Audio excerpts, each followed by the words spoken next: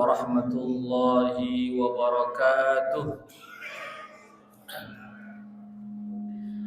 Alhamdulillahi rabbil alamin. Wassalatu wassalamu ala asyrafil anbiya'i wal mursalin wa ala alihi wa sahbihi wa man tabi'ahum bi ihsanin ila yaumiddin. Amma ba'd. Bapak-bapak hadirin kaum muslimin, jamaah salat maghrib dan isya yang senantiasa dirahmati Allah. Pertama-tama kita senantiasa memuji Allah Subhanahu wa taala dan bersyukur kepadanya atas segala limpahan rahmat dan hidayahnya, sehingga pada malam hari ini kita masih diberikan nikmat kesehatan, nikmat kesempatan, nikmat kekuatan, dan yang lebih penting lagi adalah nikmat hidayah, taufik, sehingga kita dimudahkan oleh Allah Subhanahu wa taala menjalankan kewajiban kita salat maghrib secara berjamaah. Salawat dan salam senantiasa tercurahkan kepada junjungan kita Nabiullah Muhammad sallallahu alaihi wasallam beserta keluarga dan para sahabatnya, para pengikutnya yang tetap setia berpegang teguh kepada sunnah-sunnah beliau dan para sahabatnya hingga hari kiamat kelak. Amin ya rabbal alamin. Bapak hadirin rahimakumullah, insyaallah kita melanjutkan pembahasan kita tentang kandungan dari bacaan atau doa yang kita baca setelah azan. Ya. Pada pertemuan sebelumnya saya sudah menjelaskan kandungannya, isinya, agar kita mengetahui apa yang kita baca ketika kita membaca doa setelah azan. Mudah-mudahan masih diingat ya apa yang sudah saya sampaikan. Allahumma rabba hadhihi da'wati tammah wassalatil qa'imah ati Muhammadanil wasilata wal fadilah wab'athhu maqaman mahmudanil ladzi wa'adta innaka la tukhliful mi'ad. Ini sudah saya jelaskan ya. Ya, lafaz-lafaznya sudah saya jelaskan. Mudah-mudahan kita masih ingat ya apa yang sudah saya sampaikan. Dan di lafaz doa setelah azan ini ada satu lafaz yang saya mau jelaskan pada pertemuan kali ini. Itu apa? Wa ba'atsu maqaman mahmudanil ladzi wa'adta innaka la tukhliful mi'ad. Ya. Ya Allah, bangkitkanlah nabi kami Rasulullah sallallahu alaihi wasallam maqaman mahmudanil ladzi wa'adta, yaitu di tempat kedudukan maqam mahmud yang terpuji. Alladzi wa'adtahu innaka la tukhliful mi'ad, yang engkau pernah janjikan kepada beliau, kepada Rasulullah sallallahu alaihi wasallam. Ya, jadi Allah Subhanahu wa taala pernah menjanjikan kepada Nabi kita Muhammad sallallahu alaihi wasallam itu apa? Kedudukan yang terpuji nanti pada hari akhirat, khususnya di padang mahsyar.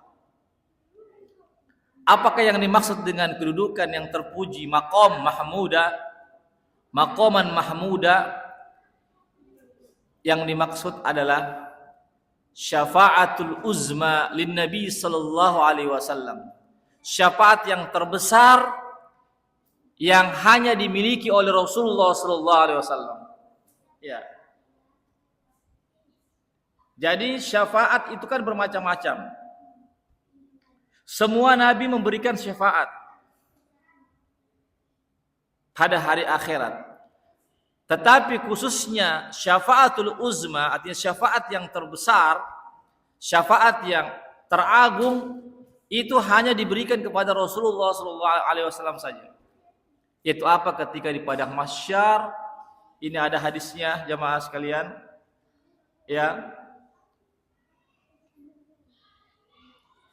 di sini. Nabi bersabda, "Ana sayyidun nasi yaumal qiyamah. Wa hal tadaruna bimadza?"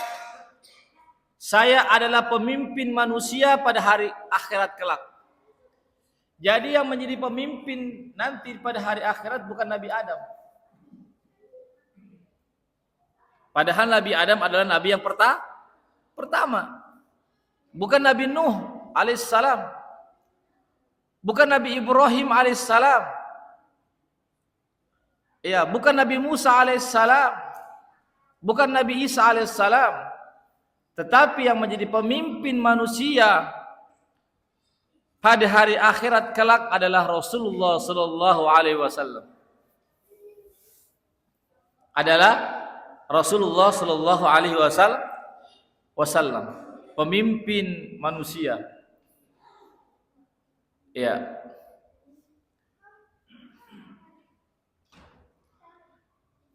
Kemudian beliau mengatakan, hal tadruna bimadza? Apakah kalian mengetahui kenapa bisa demikian saya menjadi seorang pemimpin manusia pada hari akhirat kelak?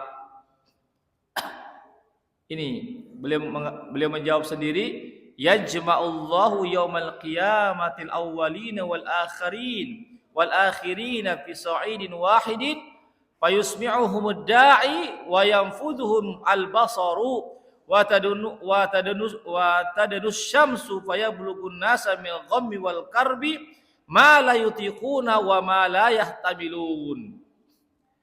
Kenapa bisa demikian saya menjadi seorang pemimpin atau pemimpin manusia pada hari akhirat kelak? Karena Allah Subhanahu wa taala pada saat itu mengumpulkan semua manusia. Ya. Jadi pada hari akhirat kelak, Pak, semua manusia dikumpulkan oleh Allah. Sejak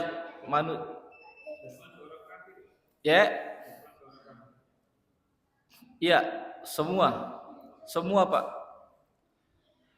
Semua dikumpulkan oleh Allah Subhanahu wa taala.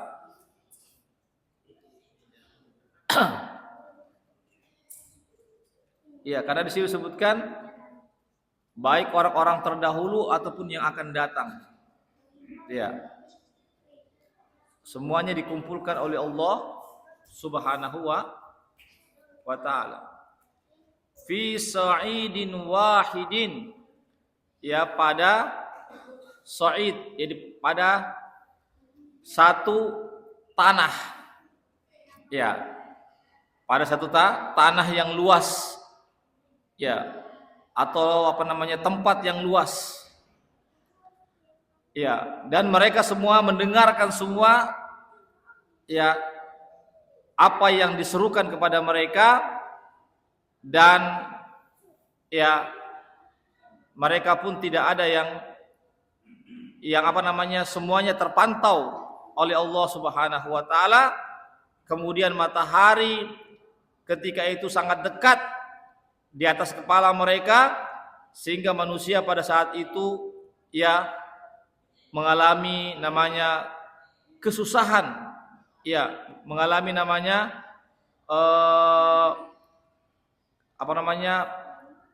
hal-hal yang mereka sangat ya susah mereka hadapi, sehingga mereka pun tidak bisa ya menahan atau memikul beban pada saat itu, ya sebagaimana yang saya sudah jelaskan pada pertemuan yang lalu bahwasanya matahari itu sangat dekat, Pak, sehingga manusia pun ketika itu ada yang tenggelam dengan air keringatnya, tetapi tidak ada yang terbakar.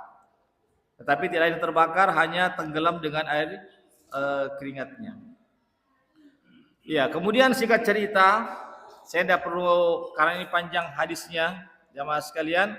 Singkat cerita, akhirnya mereka pun ya saling bertanya di antara mereka. Ya,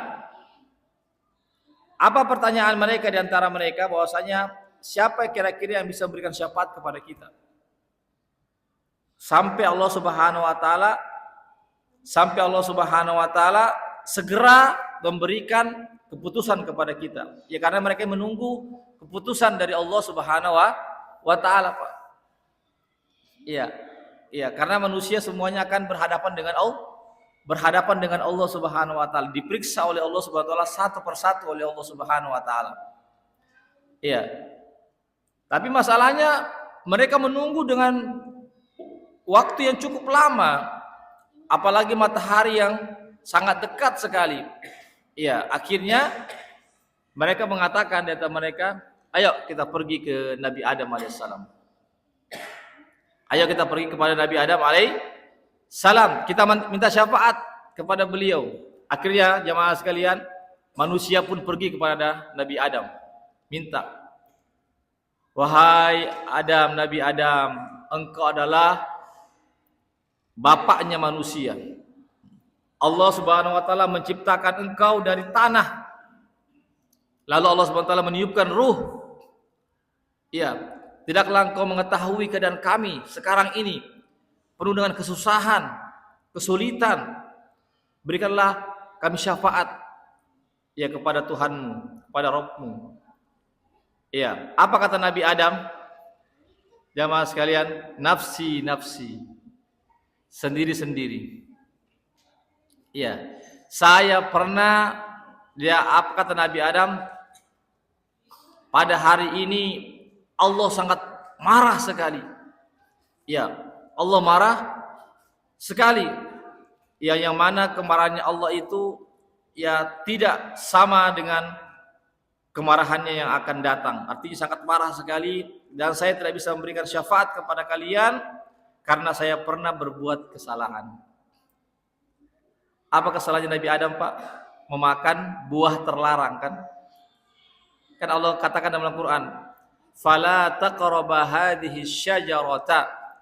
Janganlah engkau berdua dengan istrimu mendekati pohon ini.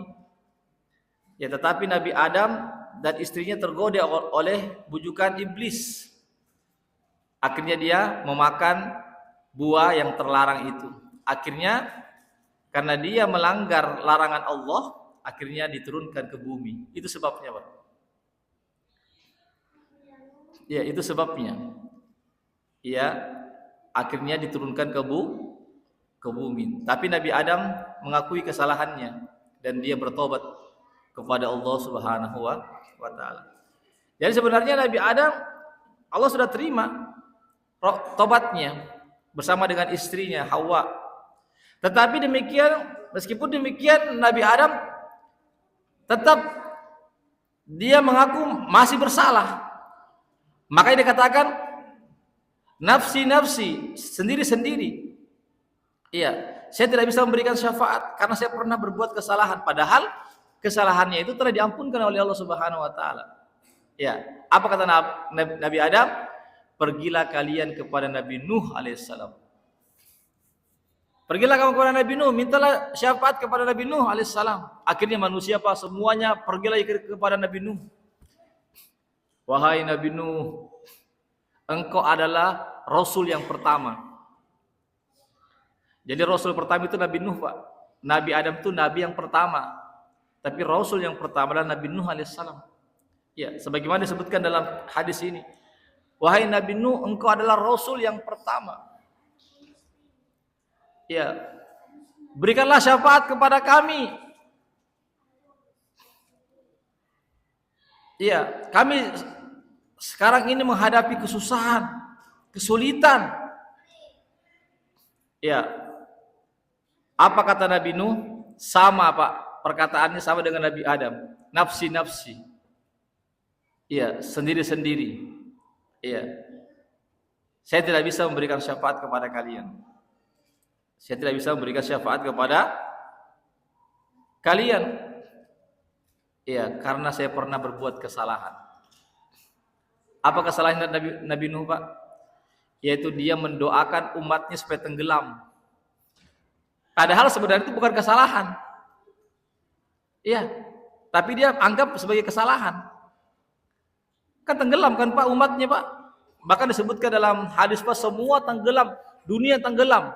Dunia tenggelam, Pak. Yang selamat yang naik kapal Nabi Nuh saja. Adapun yang tidak naik kapal Nabi Nuh itu semuanya tenggelam.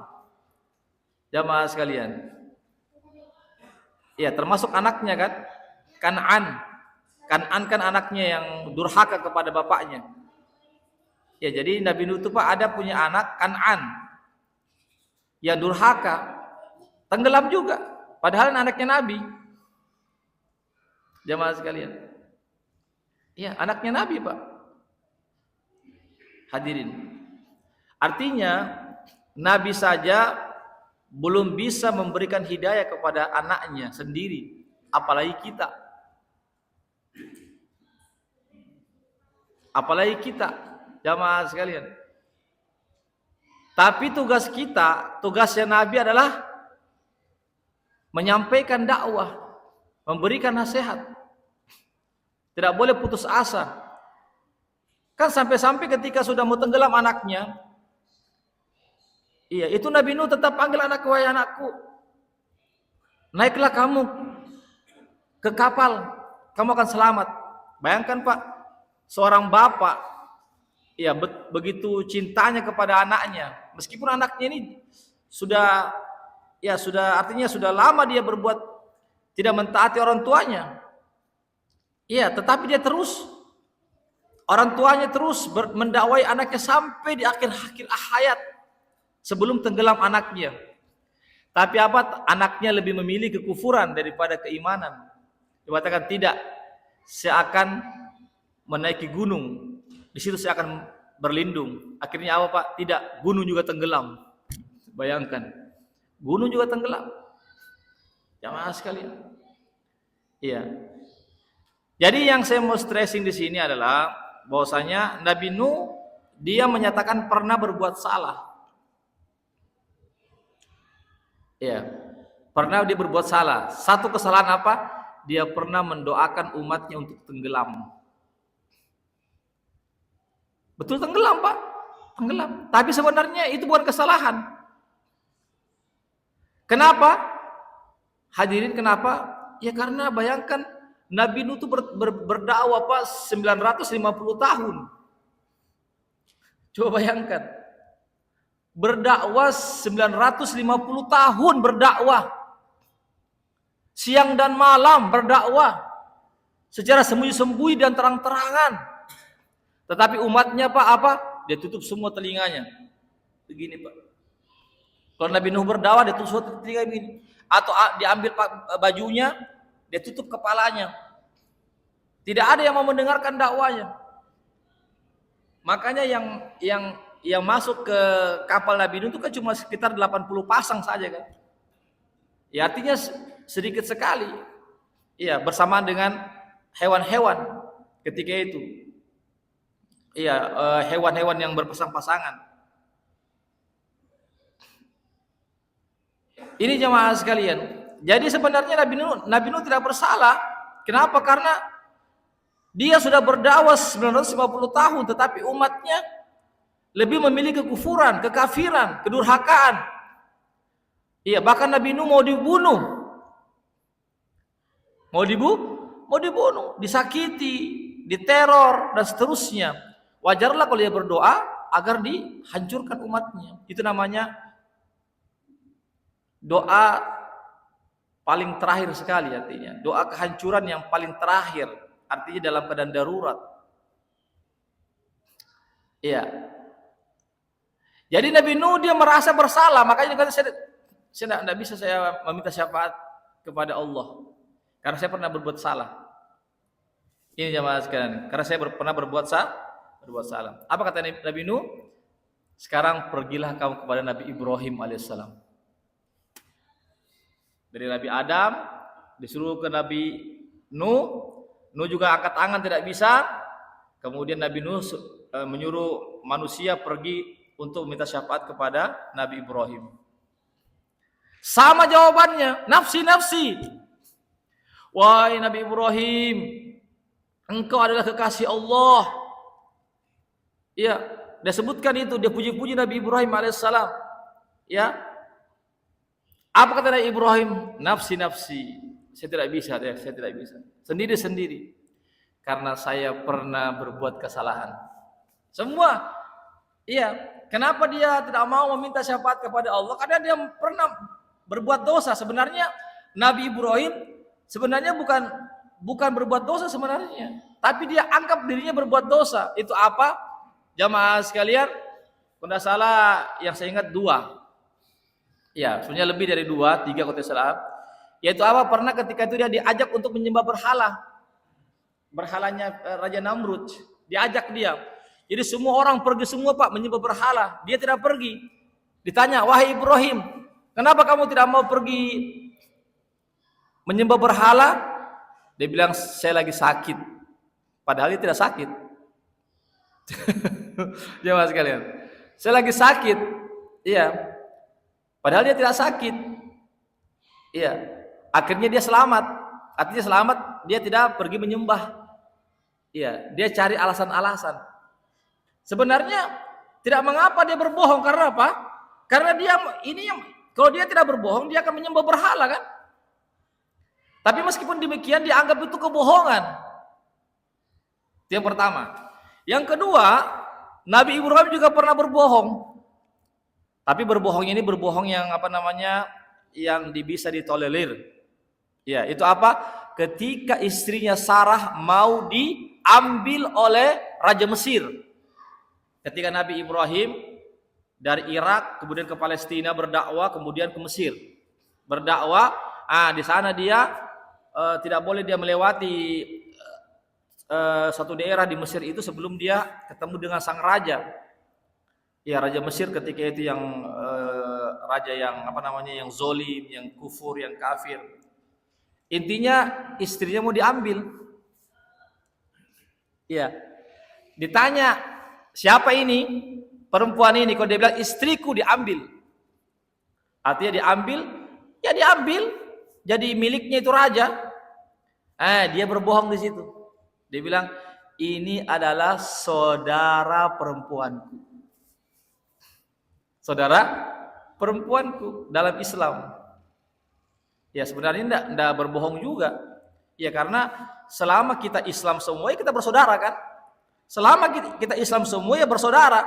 Jadi Nabi Ibrahim sebenarnya tidak juga dikatakan berbohong 100%. Tapi seandainya dia berbohong juga tidak mengapa. Karena apa? Kalau dia terus terang, jujur, ini istriku, diambil istrinya Pak.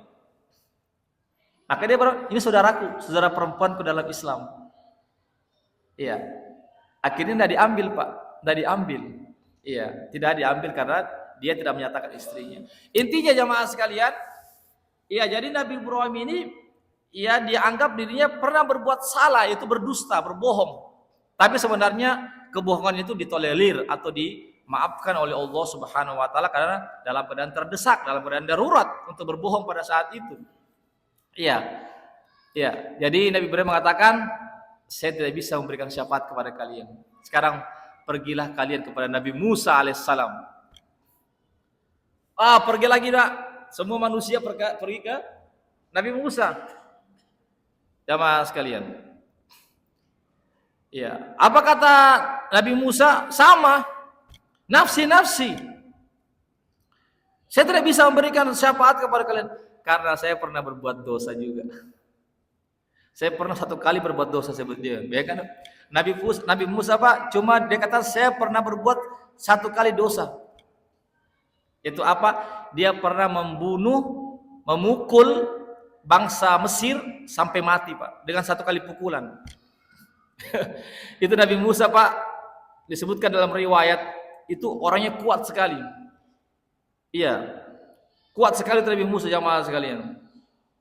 Iya, bayangkan itu bangsa bangsa Mesir itu sebenarnya dia tidak mau pukul, dia cuma sekedar apa namanya, cuma diginikan saja, dikebas begini.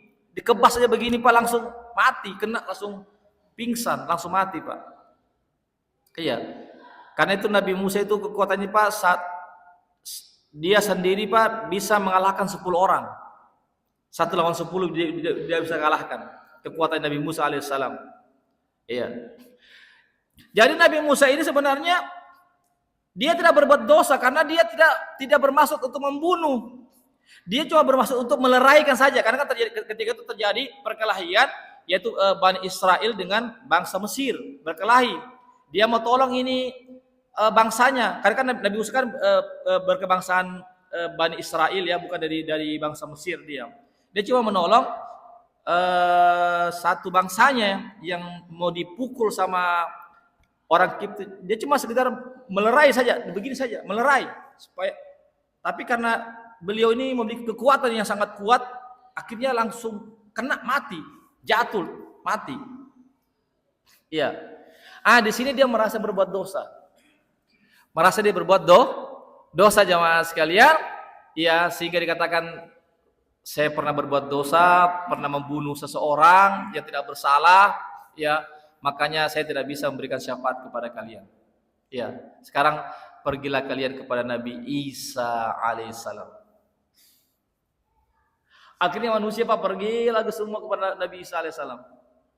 Sama, begitu juga diutarakan, wahai Nabi Isa, kami ini dalam keadaan kesusahan, dalam keadaan kepanasan. Lihatlah kondisi kamu sekarang ini, kami butuh bantuan darimu, syafaat darimu. Apa kata Nabi Isa? Sama juga dengan nabi-nabi sebelumnya. Nafsi, nafsi.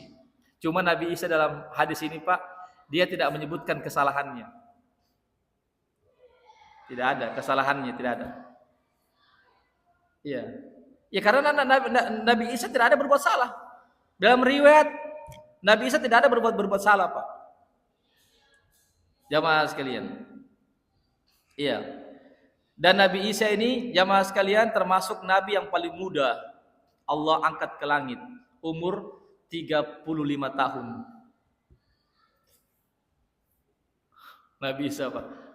Disebutkan dalam hadis, nanti kita di surga umur kita sama dengan Nabi Isa. Semua orang di surga Pak umurnya 35 tahun. Tidak ada 40, tidak ada 50, tidak ada 70, semuanya serata semua 35 tahun. Jamaah sekalian. Orang-orang tua nanti akan dijadikan menjadi muda semua 35 tahun. Iya, karena tidak ada orang tua yang masuk surga. Tidak ada orang tua yang masuk, maksudnya orang tuanya itu diubah. Ya, umurnya menjadi muda. Jamaah sekalian, 35 tahun. Hadirin. Iya. Jadi Nabi Isa ini Pak sudah mati atau masih ada? Masih hidup? Masih hidup. Iya. Tapi dia hidup di langit. Bukan hidup di bumi. Iya, jadi tidak benar itu Isa itu disalib. Yang disalib itu adalah seseorang yang diserupakan dengan Nabi Isa alaihissalam. Iya, Nabi Isa itu ketika itu dikepung, dia mau dibunuh atas karena provokasi dari orang-orang Yahudi terhadap bangsa ya, saya kurang tahu bangsa apa itu, yang penting bangsa itu ketika itu menguasai bangsa Yahudi. Bangsa Yahudi inilah memprovokasi raja tersebut untuk membunuh Nabi Isa alaihissalam di rumah beliau. Ya, dikepung, mau dibunuh. Ya, sama seperti Nabi Muhammad SAW kan, di tengah malam kan mau dibunuh juga kan Pak. Semua para kabilah itu algojonya bawa semua pedang, dikepung rumah Nabi Pak. Tapi Nabi keluar dengan selamat. Tidak ada yang melihat Nabi keluar Pak. Padahal dikepung semua rumahnya Nabi. Dikepung dari berbagai arah, depan, belakang, muka semua. Iya, Nabi keluar. Sama juga dengan Nabi Isa alaihissalam, sama kasusnya, dikepung juga Nabi Isa. Tidak bisa kemana-mana. Tapi apa? Allah Subhanahu Wa Taala ya melalui dengan malaikat Jibril perintahkan untuk angkat Nabi Isa ke langit. dalam keadaan tertidur. Ditidurkan Pak. Baru diangkat ke langit. Iya, itu atapnya dibuka sedikit, diangkat ke langit Pak, Nabi Isa. Iya. Kemudian salah seorang muridnya, ini insya Allah ini riwayat yang lebih valid. Sebenarnya ada dua riwayat. Ada yang mengatakan muridnya Nabi Isa yang menyimpang dari ajaran Nabi Isa, itu yang diserupakan oleh Nabi Isa alaihissalam. Iya, tapi riwayat yang valid, yang paling sahih, muridnya yang setia, bukan muridnya yang menyimpang. Iya. Karena apa?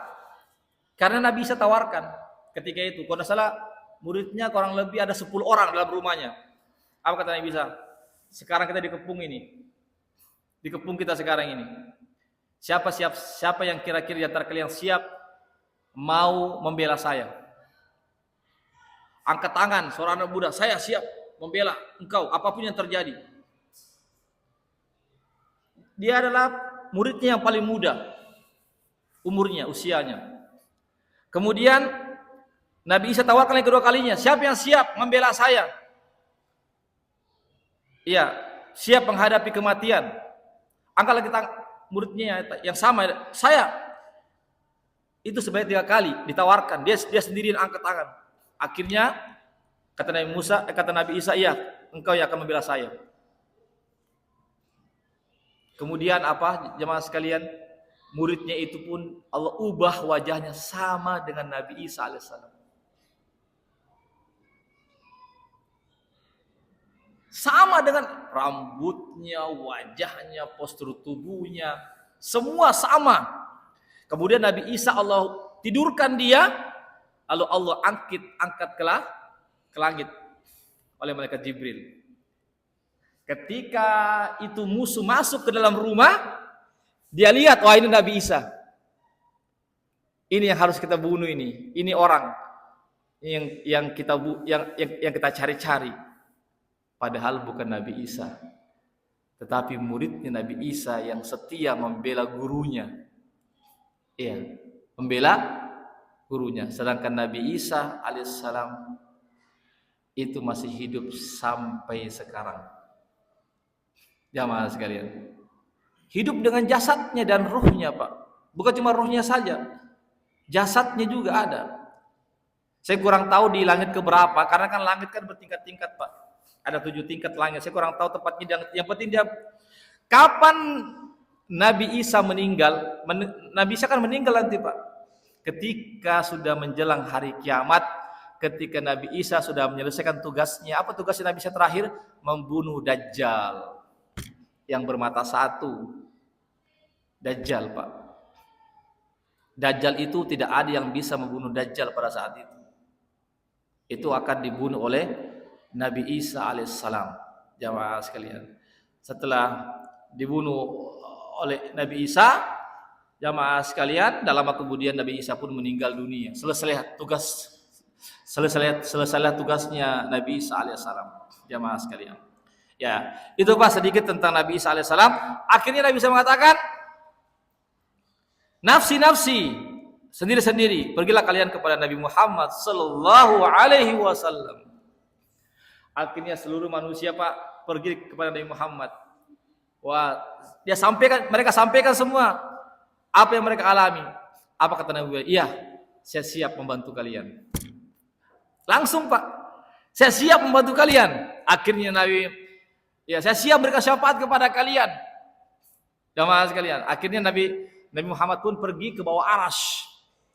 Dia sujud di bawah aras dengan memuji Allah dengan pujian-pujian yang belum pernah diberikan kepada Allah. Dan sebutkan Pak, bagaimana pujian-pujiannya kepada Allah Subhanahu wa taala. Iya, kemudian apa kata Allah?